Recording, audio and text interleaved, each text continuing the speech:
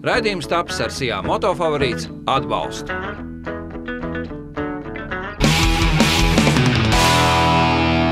Sveicināti motociklistos! Šī vakarā mēs jums parādīsim atkal kaut ko pa ielu. Tādu pa ielu braucam, ikdienā lietojam, bet varbūt nedaudz informācija par to, kas būs šodien raidījumā. Suzuki GSR 750 motocikls pilsētai. Vai meitenes brauc ar KTM Duke 125? Jā, brauc. Un motosporta vēsture. Pauls Zuicens. Atgriežamies pie tēmas. Ielas braucamais. Ir tāds mocītis GSR Suzuki 750.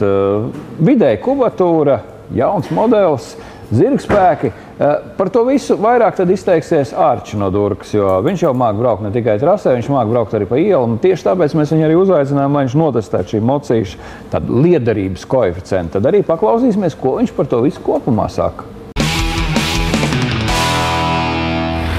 Šodien raidījumā mēs testēsim smago tehniku. Mēs stāstīsim par auto pacēlājiem. Tu esi kādreiz braucis ar auto pacēlājiem? Tīri labi patīk.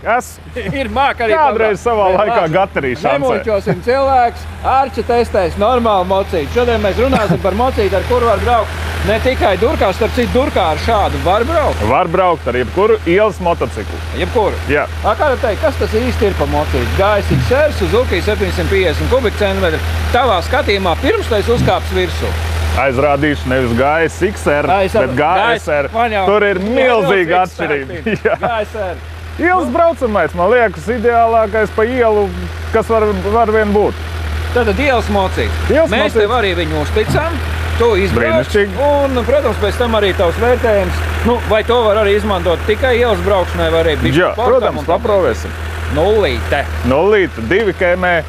Suzuki GSR 750. Ko mums vajadzētu zināt par šo motociklu? Briti, kuri saprot šo to no motobraukšanas, ir atzinuši, viņiem ir žurnāls MCN, Motocyclist News, un tas ir atzinis, ka tas ir gada motocikls 2011. Viņi jau zina, ko runā. Kārtīgs pilsētas braucamais, 749 kubikcentimetru liels ir šis dzinējs, 106 zirga spēki. Tie ir tie, ko uzrāda pats ražotājs. Ja mēs pārmēram, tad ap 100 kaut kur jau grozās. Šķidruma dzese, kajabas amortizācija. Visādā ziņā motocikls ir piemērots braukšanai gan par bruģi, gan arī pa asfalta segumu. Bet par sportu jau tad vairāk Ārča pastāstīs.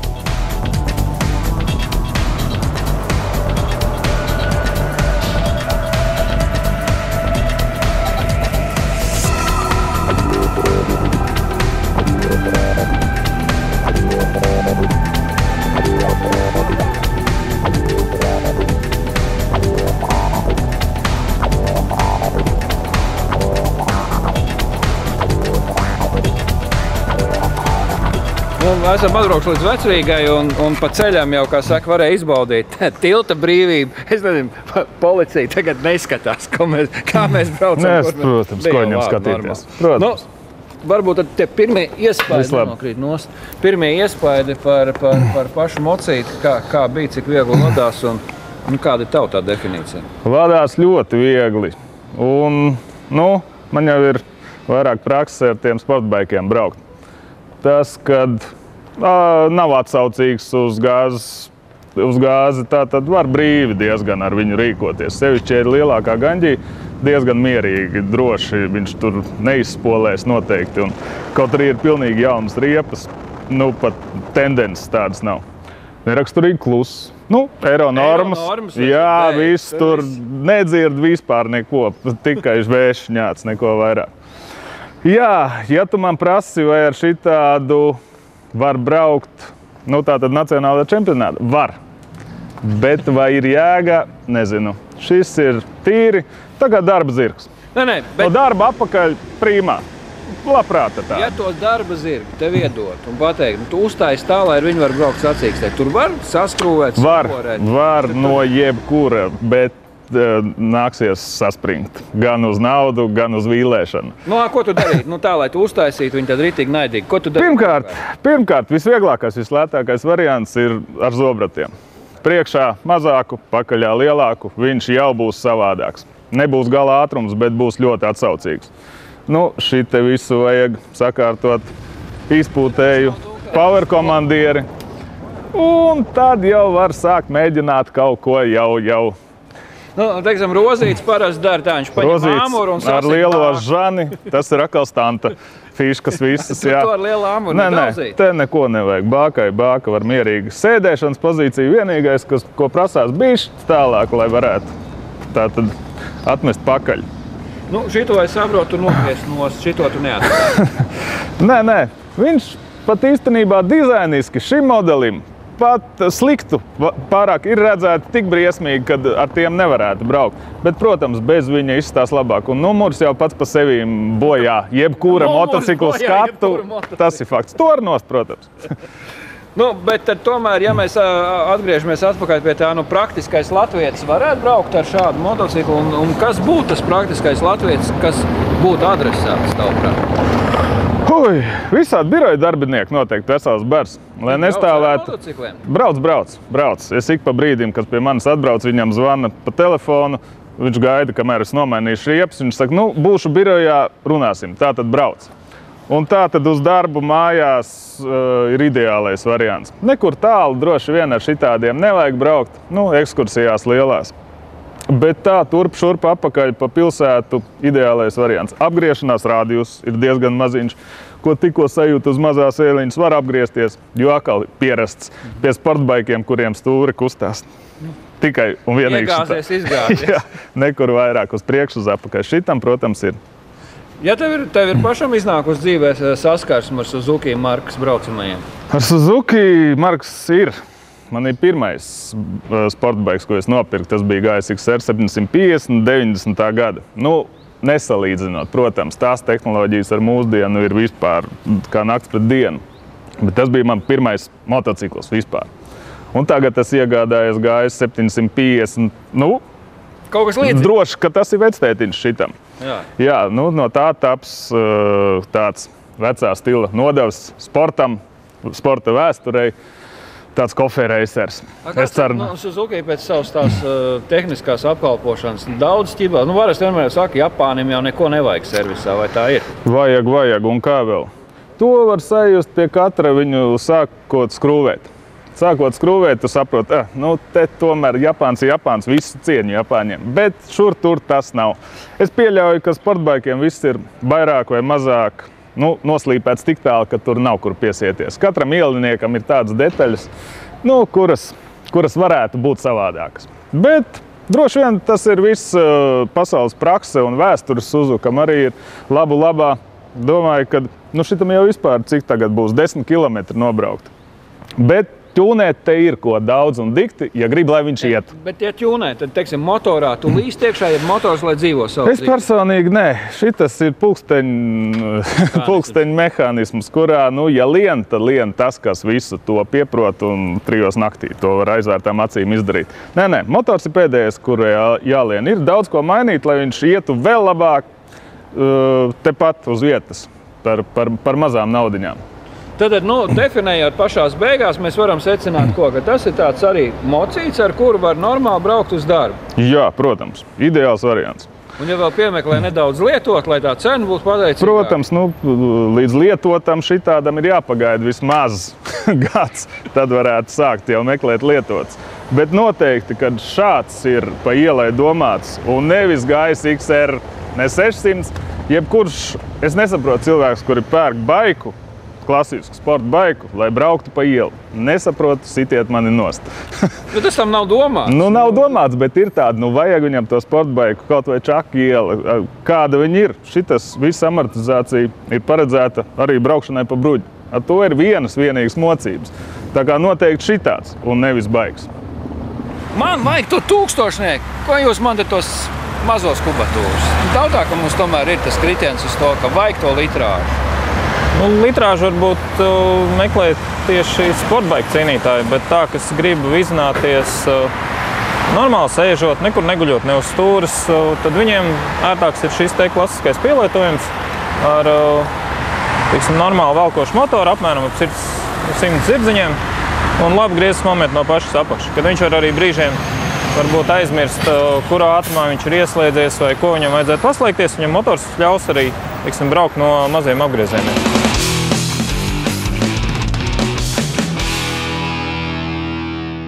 Tāds ir Arčs spriedums. Mūsu spriedums ir tāds, ka šāds mocīts, vismaz cenas robežās, ir uz pusi lētāks nekā pats lielākais rollers. Tiesa gan, motocikls ir motocikls, rollers ir rollers. Un šīs lietas nekādi nevajag jaukt kopā. Bet, ja cena ir pievilcīga, transporta izmaksas mums ir svarīgas, tad mēs varam reizēm arī kalkulēt. Un kāpēc, lai tas vasaras laikā nebūtu mocīts, jo jūs jau zinat to stāstu. Uz ietvēm nolikt var, par to nav jāmaksā. Samērā ekonomiskiem mocīts netērē vairāk par 5,5 litriem. Bet nākošais stāsts mums būs par moto vēsturi. Kā jūs jau arī noprotat, tad Latvijā ar motociklistiem jebkurā paudzē, vismaz 100 gadu garumā, mums jau ir izveidojušies savu priekšstatu. Kas tur brauc, kas brauc sportā, kas brauc ikdienā. Un tieši tāpēc par kādu moto veterānu, ja mēs tā varam saukt cilvēku, kurš vēl šodien brauc ar mocīti, un par kombinzoniem. Klausies, un kur tik eleganti kostīmi var dabūt? Tas ir šūts Baldonē.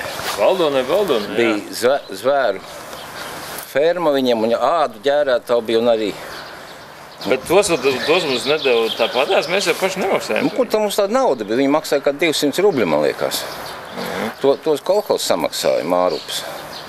Tā kā tas nav nekāds ne AGV, ne tur Spīdī. Tas ir šūts kolhozs darbnīcā, un pēc tam viņš man bija pa mazu. Un tad nācās iešūt vēl, pa īsu bija man. Nācās iešūt vēl tādu strēmeli iekšā, lai man nespies pavisam. Bet kā kalpoja, ir iznācis arī paslīdēt pa asfaltu? Es esmu slīdējis, bet švaks ir viņš tā kā papē. Labāks pa prezentu, protams, ir, bet kāds taislēkos tās ādus un tās prasības, nekā tur certifikāti. Pēdējo reizi, man liekas, ka viņi bija Grabovskis uzvilcis, kad viņš kaut kāds supermoto brauc. Viņš vēl tika viņā iekšā. Pēdējos gados, varbūt kāds 7, 8 gadu atpakaļ. Varbūt 10. Mēs esam ieradušies ar motulu dāvanām, tā kā tev ir šāds garažā ieliekams, lai tu atcerētos, ka vienmēr jābūt motulam. To es arī tāpat zinu un daru, un es esmu ļoti apmierināts. Ļoti apmierināts. Un vēl viena lieta, teiksim, pa mežiem tu brauc, motocikls tev tāds, un tad ir tas ir speciāls līdzeklis, ar ko tās mušas dabūt nost, jo viņas ar ūdeni nekādīgi nenāk nost. Kas tad bija tas labākais sasniegums? Man? Jā. Varbūt, ka 3. vieta bija PSRS čempionātā kaut kādā etapā blakus Vāģi. Iespējams. Kā, tas bija 40 gadu atpakaļ. Tur atcerēties. Tu atceries, kas tev tajās bildēs? Es atceros, jā, protams, te es vienreiz, man bija ķēde dīžam tur un nosmērējies, viss melām rokām kaut kur pienācis pie gaisa un kādam bija saprāts un tas mani nofotografējas. Tā ir tāda bilde. Kad reiz netīra jaka, rokas mellas briesmīgi, es gandrīz atceros tos laikus. Te mēs ar sievu jaunībā, man bija tāds Minskas motocikls, viens no pirmiem, kad parādījās ar 19 colu ratiem. Ko kundze teica par jūsu aizraušanos? Vai, labāk nerunāsim, bet vēl esam kopā. Vēl cieši? Jā, vēl cieši tā kā.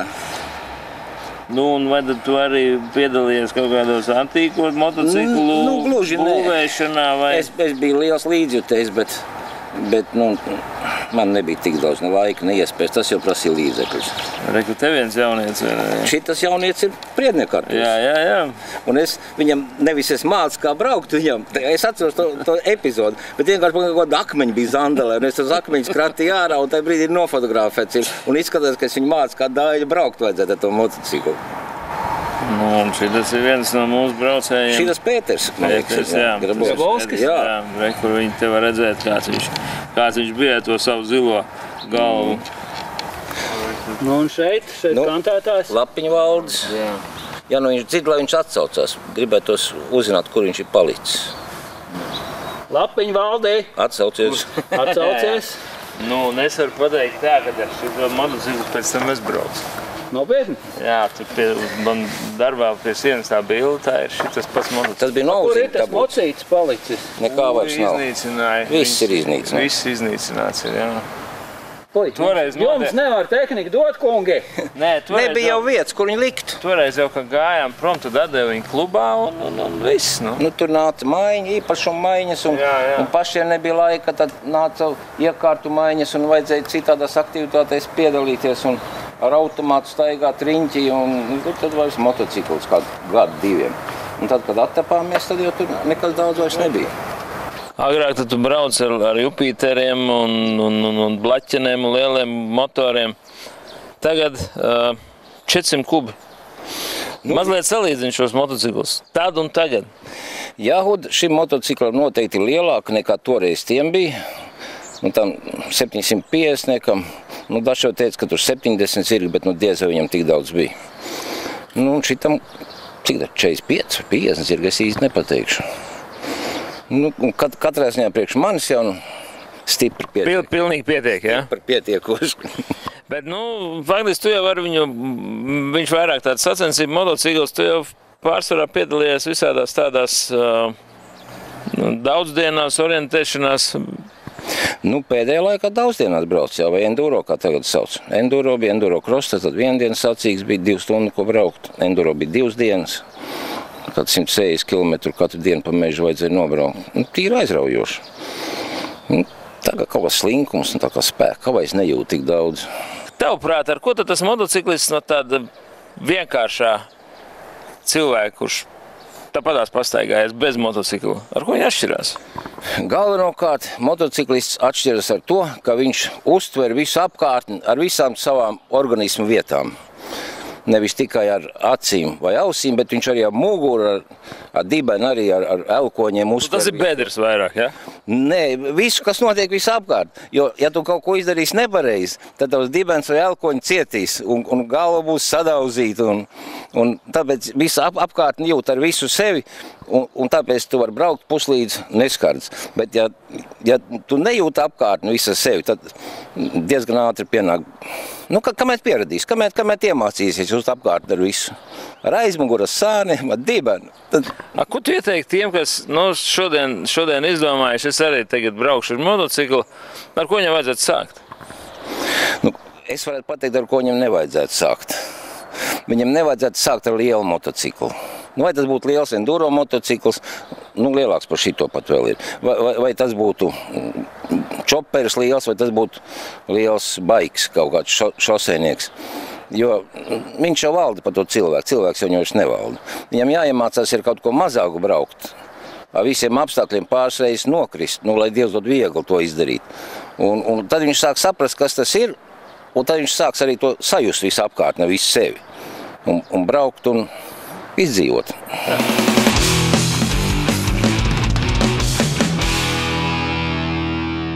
Prieks vēl, ka vīri turās, spēks turās kaulos un reiz par reizēm izbrauc arī mocītis šodien. Mēs turpināsim ar stāstu par kādu motociklu, kurām nav nepieciešama A kategorija. Pilnīgi pietiek, ka jums ir vadītāja apliecība, tur ir B burtiņš iekšā, un jūs varat braukt ar diezgan nopietnu mocīti, un šis mocītis saucās KTM Duke. 125 kubikcentimetri, ja precīzāk 124,7. Par to, kam tas ir domāts, kas ar to brauc un kā ar to braukt nākamajās minūtēs. Šodien mūsu stāsts ir par motocikliem, ar kuriem mēs varam doties brīvi uz darbu, kas neprasa lielu aprūpi, lielu uzmanību, vienkārši pilsētas motocikls. Ingūna ar savu pilsētas braucamo. Ļoti patīkami Ingūna brauc ar šādu mazu ģūku motocikliņu, kas gan maziņš ir, bet es teikšu godīgi izskatās kā viens kārtīgs braucamais. Varbūt dažos vārdos, Ingūna, kas tas ir un kāpēc tu izvēlējies tādu? Es esmu sieviete, es sāku 1. gadu. Tāpēc nopirku maziņu, bet tādu priekš... atbilstoši, vai ne? Jā, tieši tā. Es neesmu liela, tāpēc man arī negribās nopirkt lielu, lai sabojātu iespaidu par to, kas tas ir. Pat cik tas ir pirmais, es domāju, ka ļoti piemērots. Kāpēc izvēlējies šo tā KTM? Tāpēc, ka tāds interesants krāsojums, tāpēc, ka izskatās vairāk pēc motocikla, bija kaut kāda iemesla? Īstenībā es apskatījos vairākus. Es ieraudzīju izstādē mazo Honda CB Repsol, man ļoti patika. Es jau biju nobriedusi, bet tad reklāmas, jā. Un tad es apskatījos vēl Yamaha, neatceros modeli, bet arī viņiem tāds diezgan ņipars ir. Un es braucu uz KTM. KTM puiši man pārliecināja, jo es zinu to, ka ja es nokritīšu, tad visi tie pārējie droši vien, ka tās plasmas maksās dārgi. Šito jau es izmēģināju, apgāzu netīšām, bet, un īstenībā neviena skrampa, viss ir kārtībā. Tas bija arī galvenais. Ja tu noliec šo mocītu uz sāniem, tu pati vari tā kā dabūt augšā? Šo es varu, jā. Šo tu vari dabūt? Viņš nav smags kaut kāds. Ja mēs tagad nolikt un pārbaudīt, to varētu izdarīt. Ceru, ka jā. Nē, es tev teikšu, tu esi ne tikai maza, tu esi ļoti spēcīga. Šitā neceļ augšā. Es zinu, pareizi būtu atmuguriski šādi, jā. Bet, ņem ar abām rokām aiz šejienes. Arī, bet viņš ir tik viegls, kad... Ir tik viegls, ka vienalga cel kā grib, bet ir augšā. Bet es zinu, ka pareizi īstenībā ir atstutēt pret muguru un šādā veidā viņi. Tas ir lielie smagie, jā. Tieši tā. Bet īstenībā es to daru pirmo reizi, tā kā redz pacēla. Pacēla, jā. Tā kā galvenais jau, ko arī amerikāņi vienmēr saka, viņi saka tā, ka ir jābrauc ar tādu mocīti, ko tu pats var pacelt. Nevis, ka jāstāv tur ceļa malā un palīgā. Labi, ir kāda vēl apsvēruma, kāpēc tu brauc ar šo, es teikšu tagad to ciparu, 124,7 kubikcentimetri. Jā, protams. Vai tu varētu šo mazo noslēpumu atklāt? Jā, es esmu sliņķis, es neesmu nolikusi tiesības. Ik pa laikam aizju uz skolu, bet nevaru saņemties, un šis ir tas, ar ko var braukt arī tā kā ar B kategoriju. Tātad, ja tev ir autovadītāja apliecība vieglai automašīnai, papildus kategorija tev nav vajadzīga. Bet tev apmierina pilnībā tie zirdziņi, kas tur, ja es nemaldos, ir 15 zirdziņi noslēp, 12 laikam uz to pakaļējo riteni, vai ir pietiekoši? Īstenībā jau vairāk nav, jo es nopirku ar domu iemācīties, lai ir vieglāk nolikt. Un tagad ir doma, kad vēl šogad paspēt, un jau nākamā gadā ir šitādi paši 200-nieki, un pēc gada būs arī 300-nieks. Viņš vizuāli būs tieši tāds pats, bet viņš būs vienkārši ņiprāks. Tu vari iepazīstināt, kas tad ir uz tā tavu mocīšu, ko tu ikdienā izmanto. Es skatos, somas tev nav, tu neko nevadā līdzi. Man ir mugursoma, tas gan nav tas veiksmīgākais. Es esmu tagad noskatījusi, ir uz bākas liekamā soma. Un ir arī tādi, ja nopērk tādu speciālu palikni, var arī tādu, nevis tā kā koferi, bet arī uzliekamo somu likt aizmugurē. Te var ielikt instrumentus, maku, telefonu. Es saprotu, ka tu vadā līdzi mehāniķi, instrumenti tev nav. Jā, man šeit ir paredzēts spogulīts, kā jau sievietē, bet man tur bišķīt viņš ir aizkavējies. Tas tāds mazais ķūnings. Tāds ir pat iespējams oriģināli? Es viņu pasūtīju spogulīšu darbnīcā vienkārši, tas tā sievišķīgs. Tu liksi iekšā spogulī? Jā. Tas ir tāds sievišķīgais ķūnings. Uz tusiņam jābrauc, gribās labi izskatīties. Super. Jā, es varu braukt ar šo motociklu, bet vai tu māki braukt ar viņu? Un, ja tu viņu nopēc un sāc mācīties uz ielas, kur ir citi satiksmes dalībnieki, tu viņus arī apdraudi. Tā tas ir. Tā drošība, kāpēc būtu jāmācās, ir šīs prasmes, lai saprastu, kamēr atšķirās auto no motocikla. Tomēr, jā, vismaz būtu uzreiz uz ielas nebūtu jābrauc. Vismaz atrod kādu draugu, kurš tev vismaz izstāsta apmēram, kā tas ir ar motociklu braukt pa ielu. Ja? Tas nav tā kā ar mašīnu. Nebūtu, ne.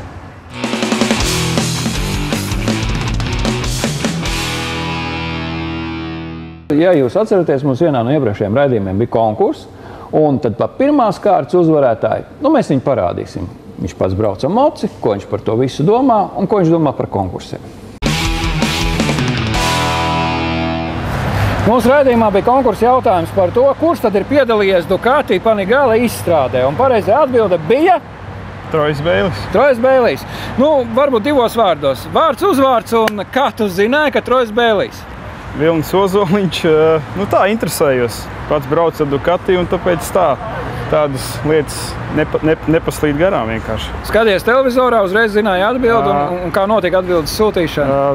Skatījos televizorā, dators bija tieši priekšā vaļā, jautājums bija zināms, un aizsūtīja un vinnēja. Jā. Starp citu, cienījamie televīzijas skatītāji, tik labi zina cilvēks, tāpēc, ka viņš pats brauc ar Ducati motociklu. Tad varbūt arī par to, ka tu sāk aizrauties ar motobraukšanu, un kāpēc Ducati? Man liekas, 6. sezona jau būs, un Ducati ieķērās dvēselē. Skaņa un motocikls ar dvēseli. Kur esi braucis, kur esi bijis? Ar mocis pārāk tālu neesmu. Pa Igaunijas izbraucis tās tālāks loks. Vairāk tā ikdienas pārvietošanās līdzeklis. Ir tas patīkamais mirklis. Rudolfs Vilnis. Rudolfs Vilnis. Pareizā atbilde. Kāds mums bija grūts jautājums? Man bija viegls. Viņš bija viegls vai grūts? Man bija viegls. Es tieši biju tikko lasījis par to tēmu, un man likās, ir. Paldies, Rudolf, mēs apsolījām motociklu. Tad šitais ir tas motocikls, ko mēs dosim. Kad rīzvē. Atslēgu viņam nav, bet tu īstenībai. Cepura būs cepura, būs piekariņš un... Jā, paldies.